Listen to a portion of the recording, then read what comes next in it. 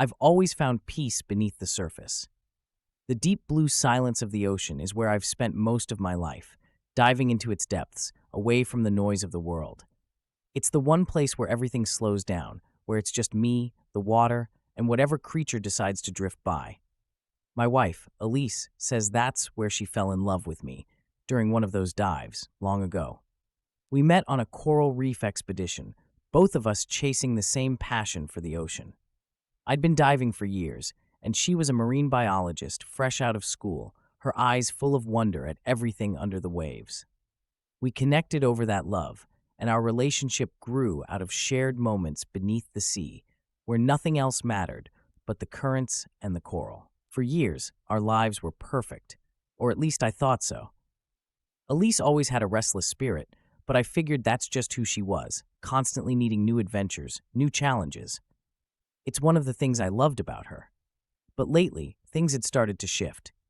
She'd grown distant, spending more time on her environmental activism and less time with me. I didn't mind it at first. I knew she was passionate about saving the planet. Hell, I admired her for it. But then there was Mark. Mark had been a close friend and a colleague for years, another deep-sea diver who'd been part of our crew on numerous expeditions. He was a good guy, or so I thought. The first time I noticed something off was during one of our routine dives. We were preparing for an underwater survey of a damaged reef. Elise and Mark were talking off to the side, close, too close. I saw the way she smiled at him, the way he leaned in just a little too much. My stomach twisted, but I shoved the feeling down. No, I told myself, that's crazy. Elise loves me. We've been together too long for that. Still, the seed was planted. A few weeks later, the nagging suspicion refused to go away. Elise was spending more time with Mark, under the guise of work and activism. She'd come home late, saying she was at meetings or helping Mark with a new conservation project. I wanted to trust her, but something didn't feel right. One night, while she was in the shower, I couldn't help myself. I picked up her phone. Just a quick glance, I told myself. I wasn't proud of it, but I had to know. And there it was, a message from Mark. Last night was incredible. I can't stop thinking about it. My heart stopped. I stared at the screen, reading the words over and over, trying to make sense of them. It wasn't just the betrayal of her sleeping with someone else. It was the betrayal of who she had chosen. Mark, a friend, someone I trusted. My body felt cold, like I was diving into the darkest, deepest part of the ocean. No light, no air. I heard the water shut off, and I dropped the phone back on the table, trying to act normal. But nothing about that moment felt normal. When Elise came out, wrapped in a towel, smiling at me like nothing was wrong, it took everything in me not to scream at her. I didn't confront her that night. I wanted to. God, I wanted to. But I needed more. I needed to know the full truth before I blew our entire life apart. Over the next few days, I started to watch her more closely, noticing all the little things I had ignored before. The way she always had her phone close by, the way she laughed at Mark's jokes, the way her smile didn't quite reach her eyes when she was with me anymore. I followed her once. She said she was going to an environmental meeting about ocean conservation, something she'd been involved in for months now. But instead of going to the meeting, she met up with Mark. They didn't even bother to hide it. I watched from my car as they kissed, laughing together like they were the only two people in the world. That was the moment it broke me. I drove home, my hands shaking on the steering wheel, rage and heartbreak swirling together in my chest. But even then, something kept me from confronting her. I wasn't ready, not yet. I needed to understand why. That night, I couldn't sleep. I lay in bed, staring at the ceiling, listening to her soft breathing next to me. How had we gotten here? How had the woman I loved, the woman who'd shared my life and my passion for the ocean, become someone I didn't recognize? The next morning, while Elise was out, I dug deeper. I went through her computer, her emails, looking for more answers. And what I found was worse than I had imagined. Elise wasn't just cheating on me with Mark. She was involved in something bigger, something dangerous. Emails between her and an environmental activist group revealed that she and Mark had been working together on more than just their affair. They were part of an underground movement targeting deep-sea oil rigs, planning to sabotage them to draw attention to environmental destruction. The woman I thought I knew had been living a double life. The infidelity was just the tip of the iceberg. She had been lying to me about everything. I closed the laptop, my mind spinning.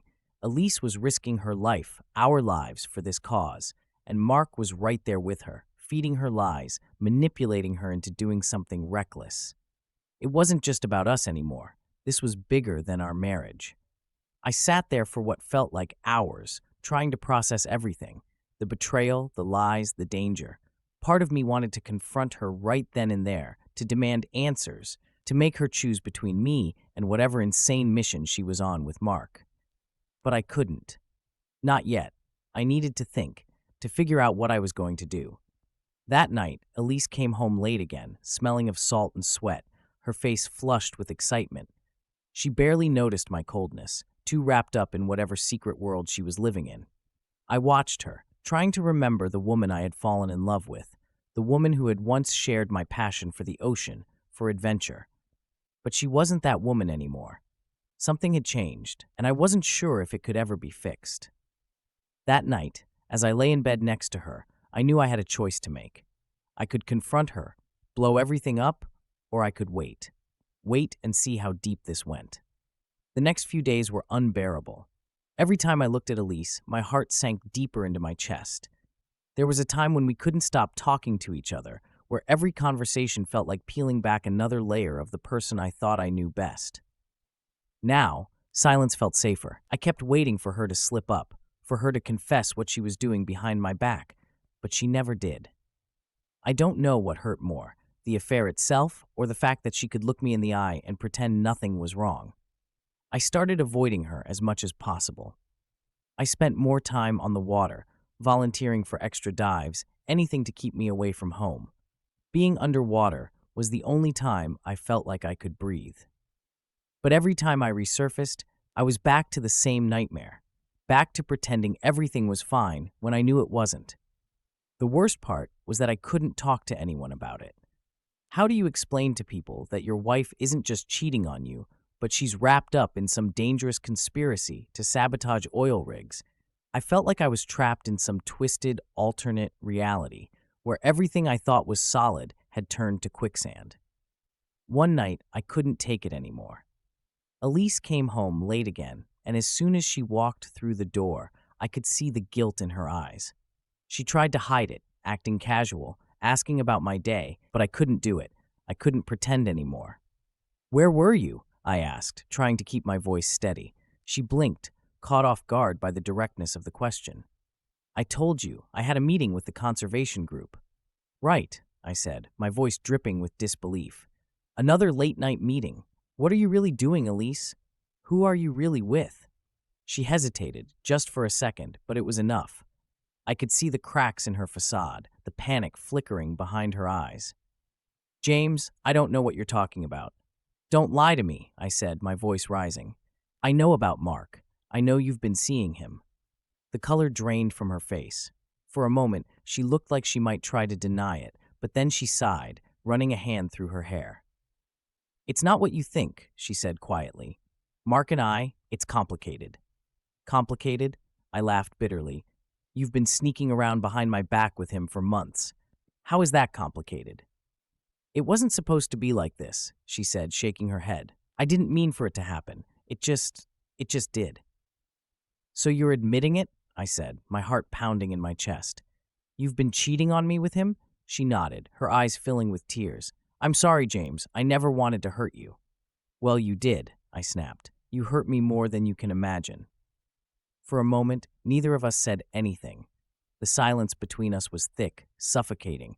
I didn't know where to go from here, how to even begin to pick up the pieces of what was left of our marriage. "It's not just the affair, is it?" I said after a long pause. "There's more. What else are you hiding from me?" She looked away, biting her lip. "I can't tell you everything," she said finally. "But yes, there's more. I've been involved in something bigger than just us. It's about the environment, about saving what's left of the ocean before it's too late." "What are you talking about?" I asked, confused. "The group I've been working with, they're planning something big.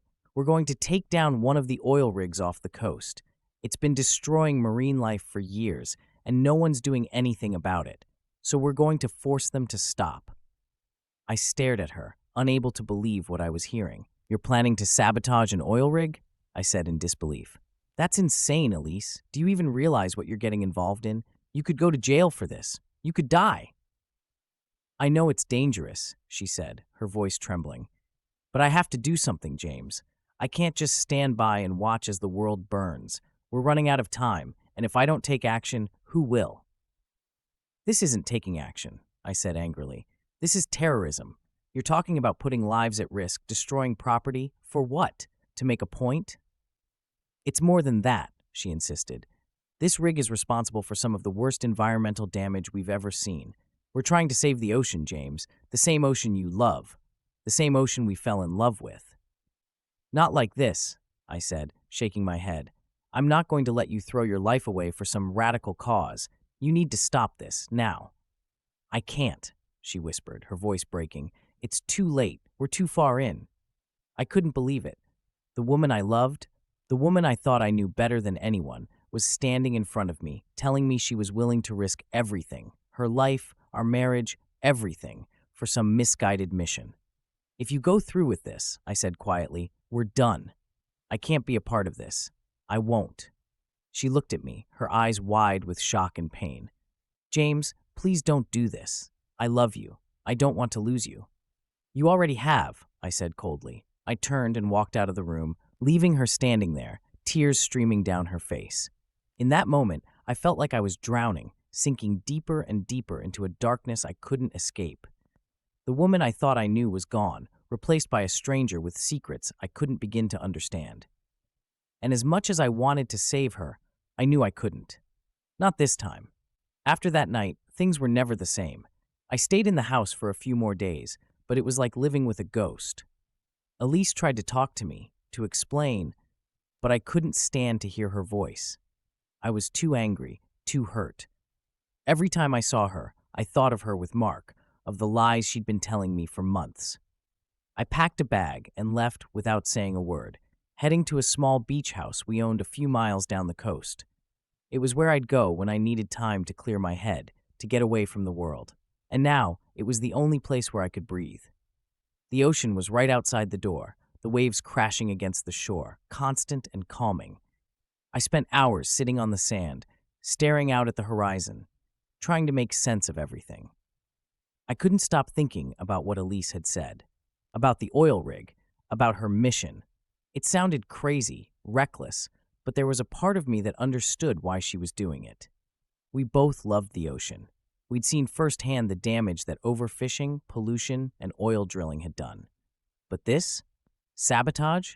Putting her life on the line? I couldn't wrap my head around it. The days blurred together.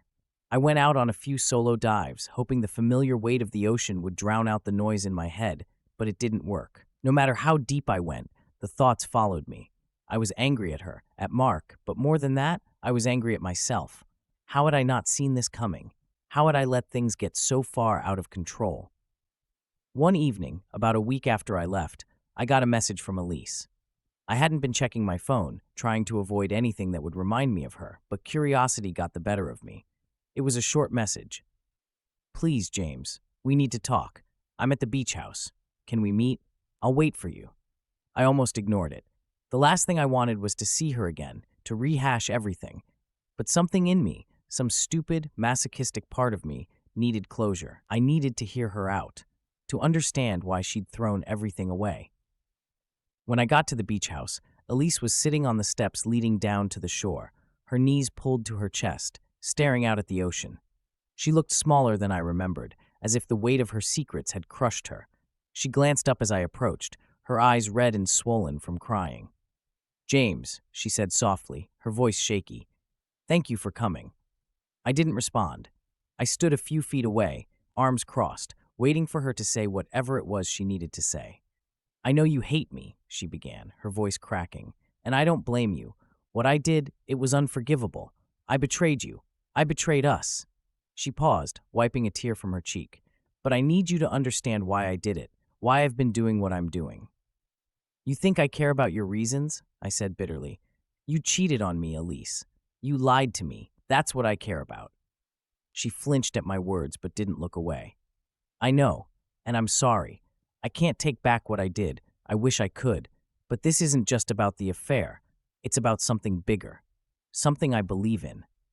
Sabotaging oil rigs? I scoffed. That's what you believe in? She shook her head. It's not that simple. You've seen the damage, James. You know what these companies are doing to the ocean, to the planet. They're destroying everything, and no one is stopping them. The government won't step in. The corporations don't care. Someone has to do something. So you decided to become a terrorist? I said, my voice cold. You and Mark? It's not terrorism, she insisted. It's activism. We're not trying to hurt anyone. We just want to stop the destruction before it's too late. You're risking your life, I said, my anger rising. For what? To make a point? You think blowing up an oil rig is going to change anything? It's reckless, Elise. It's insane. It's the only way, she said quietly. I'm doing this because I believe it's the right thing to do.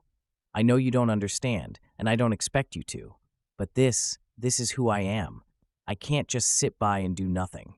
I stared at her, my chest tight with frustration. The woman I thought I knew was gone, replaced by someone I barely recognized.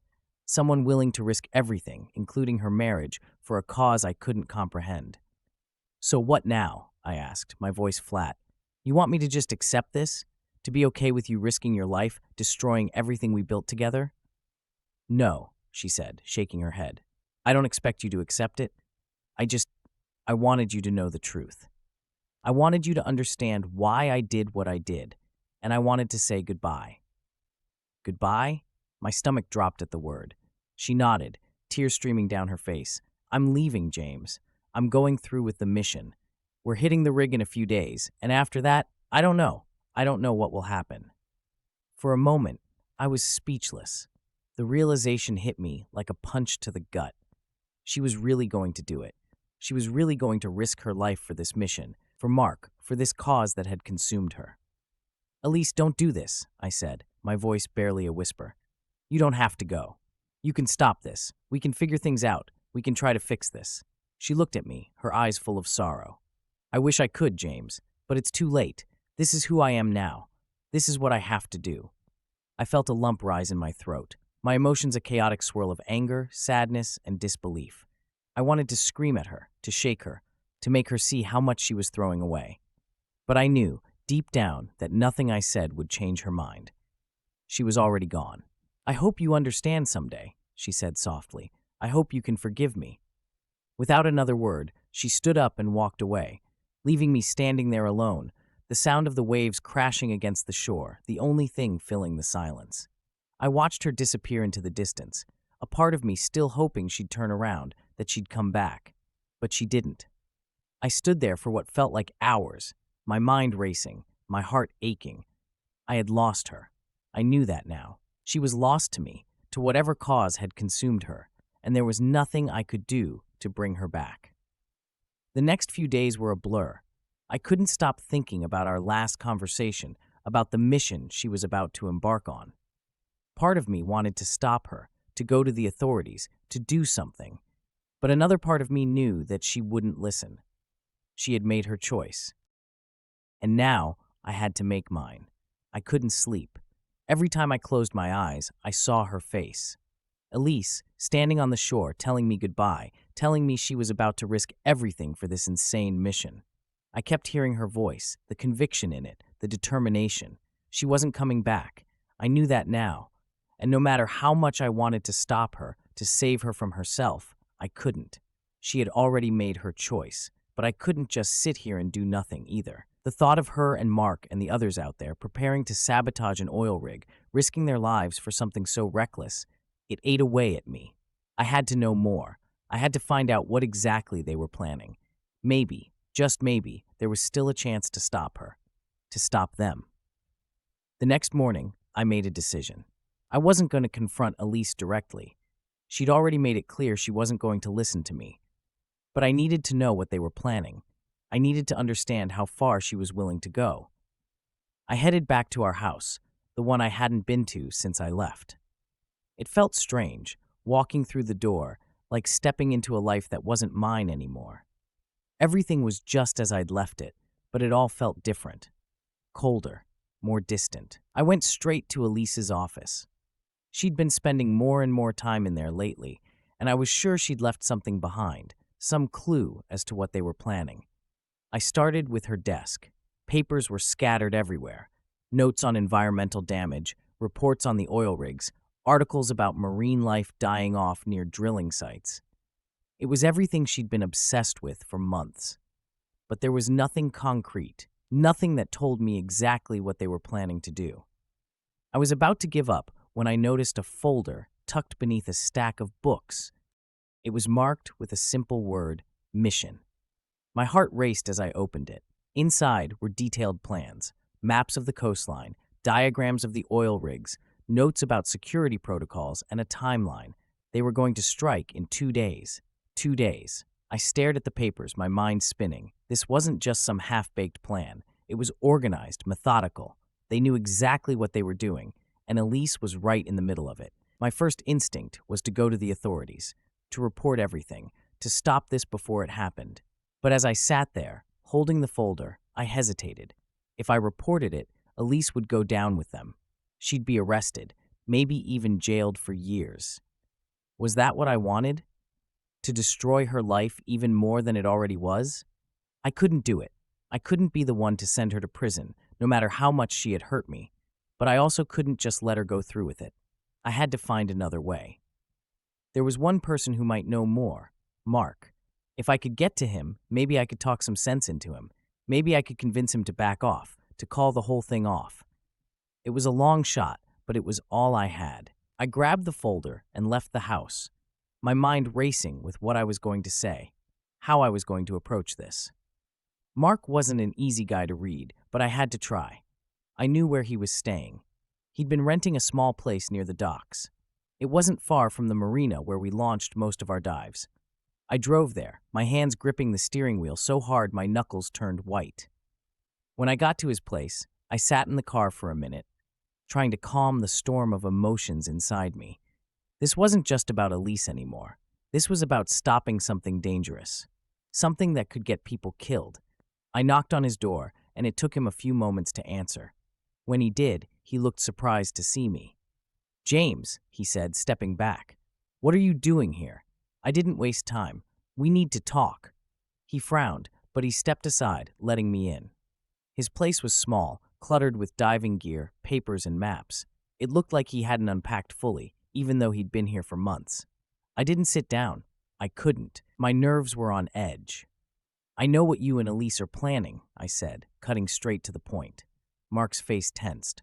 "I don't know what you're talking about." "Cut the crap," I snapped. "I found the plans. I know about the oil rig. I know about the sabotage."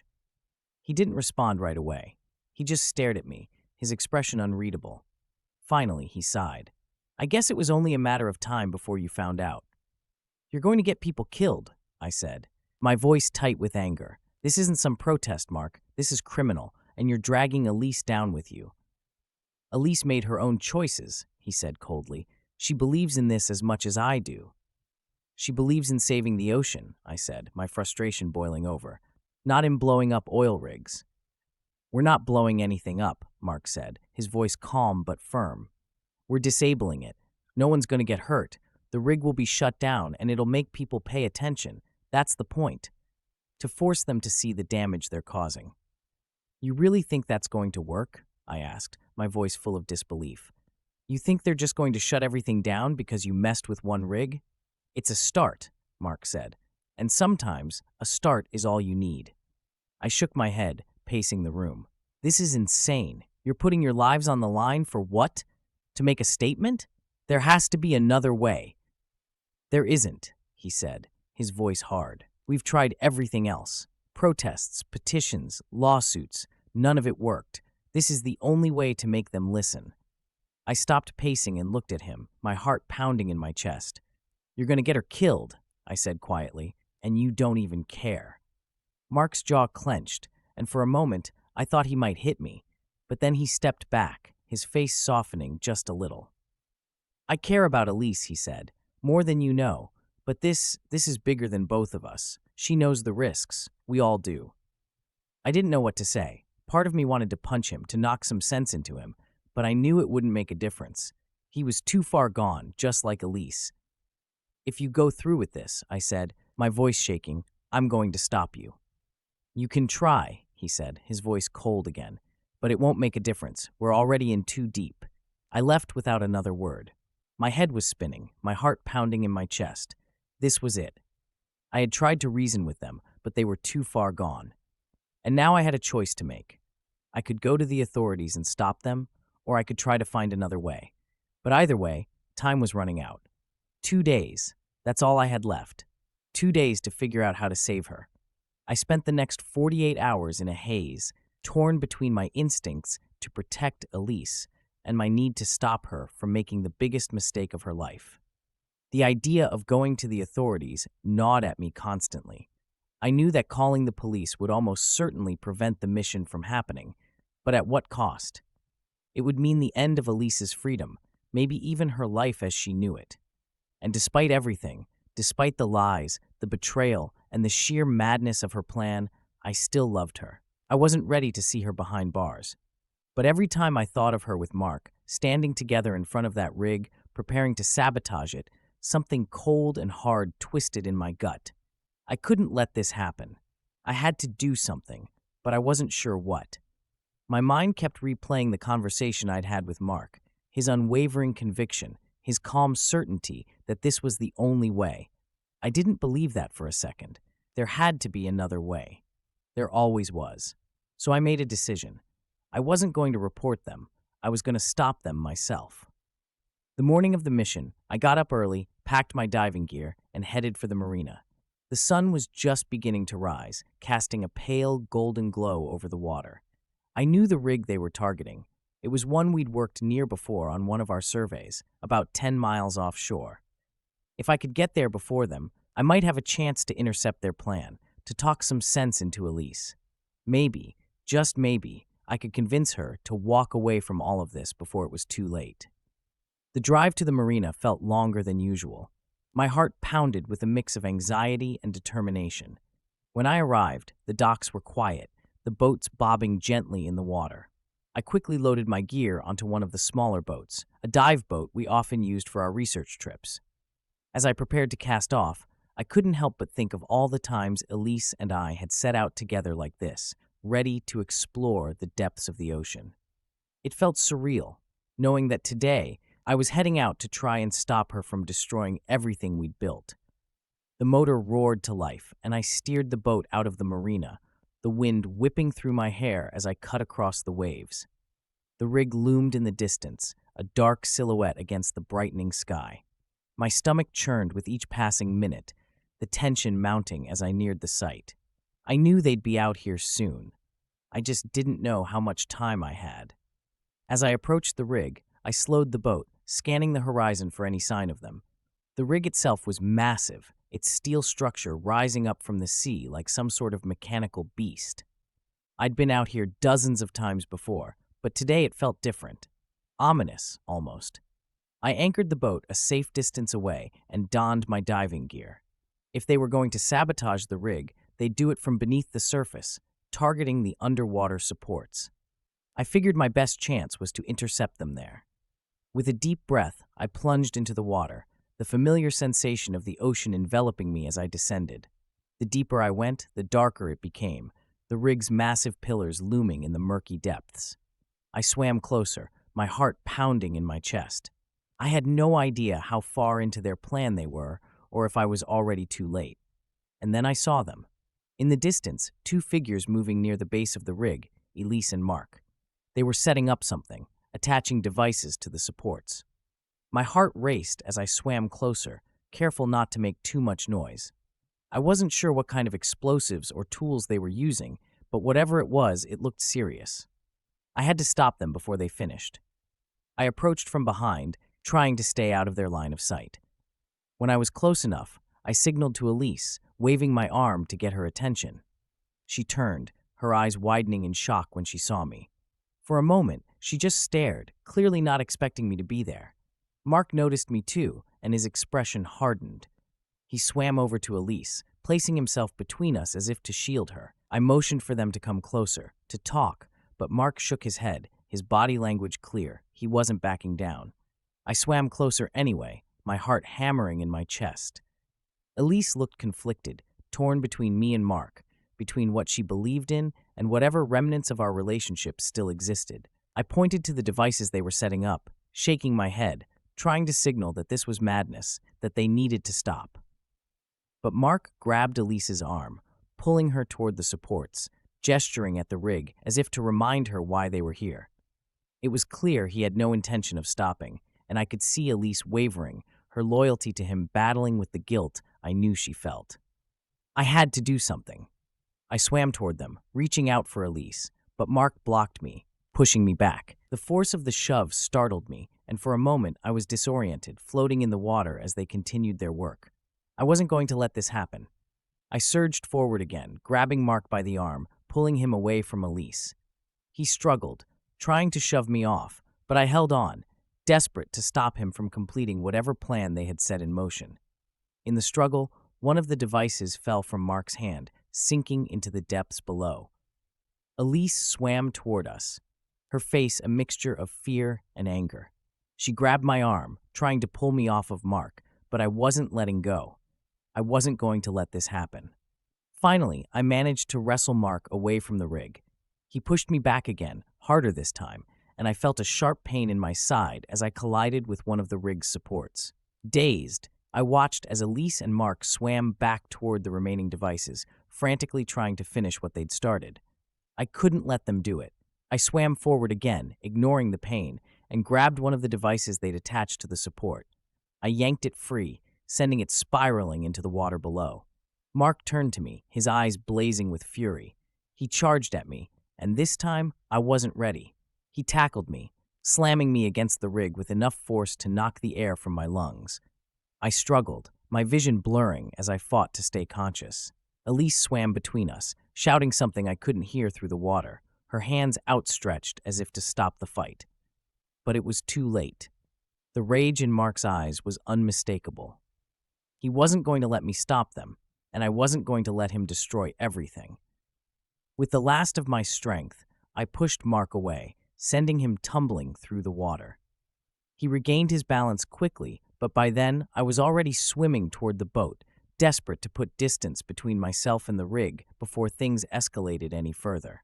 Elise didn't follow. I don't know if she was too shocked, too torn, or if she simply chose Mark over me in that moment. But as I surfaced, gasping for air, I realized I hadn't stopped them. Not really. They were still down there, still determined to carry out their plan, and I had no idea what was going to happen next. I climbed onto the boat, my body aching from the struggle, and looked back at the rig. The sun was fully up now, casting long shadows across the water. I could see the faint outlines of Elise and Mark beneath the surface, still working, still determined. And I knew, in that moment, that I had failed. I sat there on the boat, catching my breath, watching the faint bubbles rising to the surface where Elise and Mark were still beneath the water.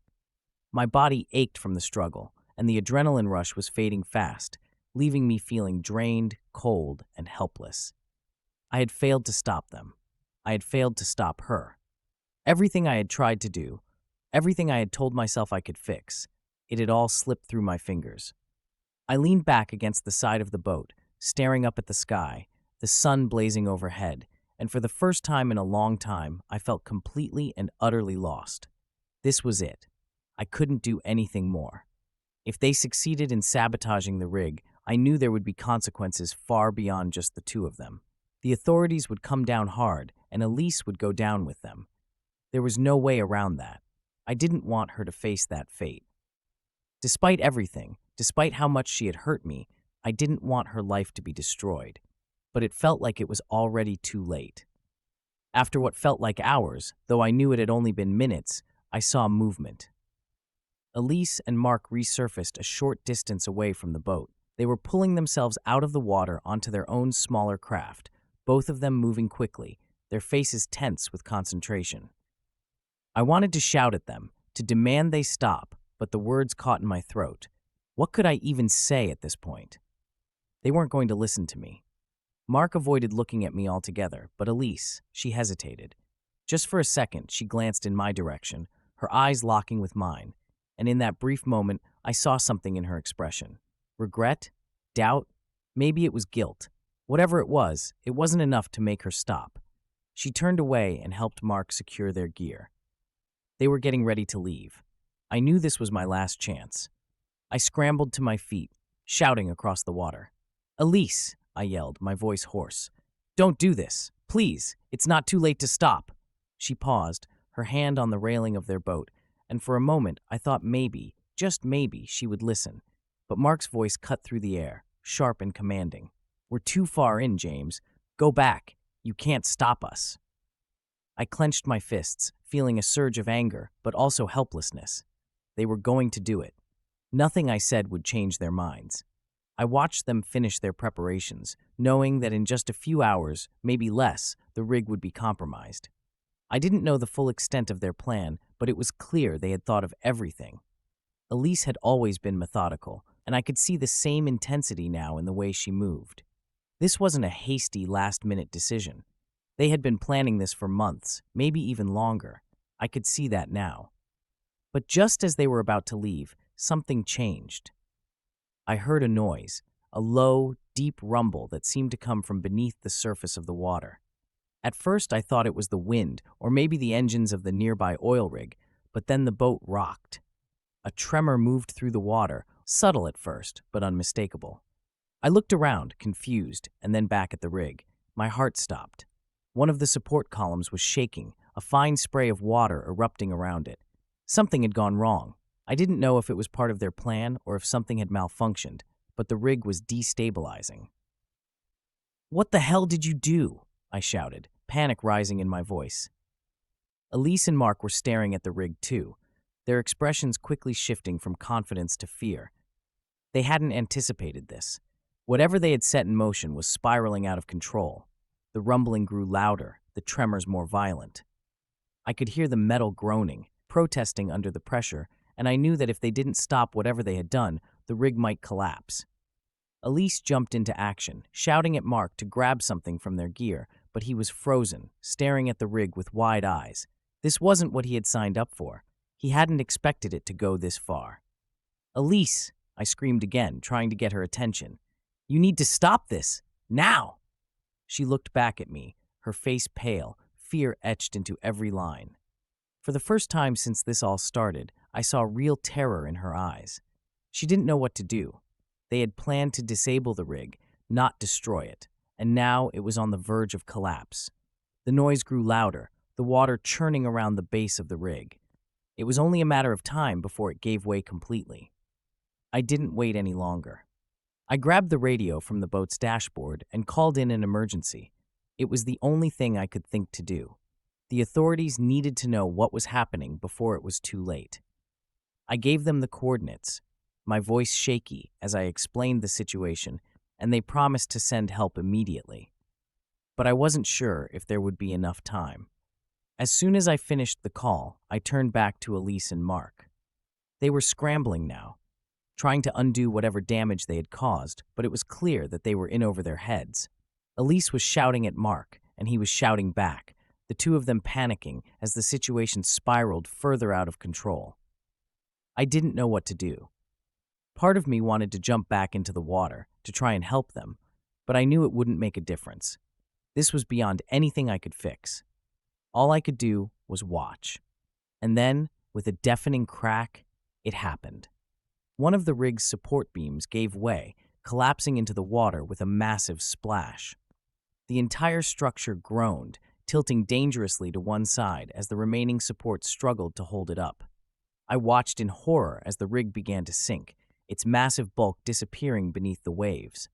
The noise was deafening, metal grinding against metal, the water churning violently as the rig crumbled into the ocean. Elise and Mark were still on their boat, but they were dangerously close to the collapsing rig. I could see them frantically trying to start the engine, but something was wrong. Their boat wasn't moving. "Get out of there!" I screamed, my voice barely audible over the roar of the collapsing rig. But it was too late. The rig's collapse sent a massive wave crashing toward them, capsizing their boat in an instant. I watched in horror as both of them were thrown into the water, disappearing beneath the surface. Panic surged through me. Without thinking, I dove back into the water, swimming toward where their boat had capsized. The waves were rough, the water churning violently from the collapse of the rig. It was hard to see, hard to breathe, but I pushed forward, desperate to reach them. I searched the water, my heart pounding in my chest. For a moment, I thought I saw movement, Elise, her arm breaking through the surface, but then she was gone again. I dove down, my lungs burning, frantically searching the dark water for any sign of her. And then I saw her. She was tangled in something, debris from the rig, struggling to free herself. Her eyes were wide with fear, her movements frantic. I swam to her, grabbing her arm and pulling her toward me. She was fighting, panicking, but I held on, dragging her up toward the surface. We broke through the water, gasping for air. I pulled her toward a piece of floating debris, something large enough to hold her weight, and helped her onto it. She was coughing, shivering, but alive.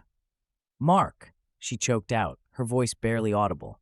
I looked around, scanning the water, but there was no sign of him. The waves were still rough, the debris from the rig floating everywhere. I didn't see him anywhere. "Stay here," I told her, my voice firm. "I'll find him." She nodded weakly, clinging to the debris as I dove back into the water. I searched for what felt like an eternity, but I couldn't find him. The water was too dark, too chaotic. Eventually, I had to give up. By the time the authorities arrived, the rig was gone, and so was Mark. Elise and I were pulled from the water, but the weight of everything hung heavy between us. The rig, their mission, Mark's death, it all felt like a terrible, inevitable conclusion to the nightmare we had been living. As the rescue boat carried us back to shore, Elise didn't say a word. She just stared out at the ocean, her face pale, her eyes empty. I knew, in that moment, that whatever we had once shared was gone. This was the end of everything.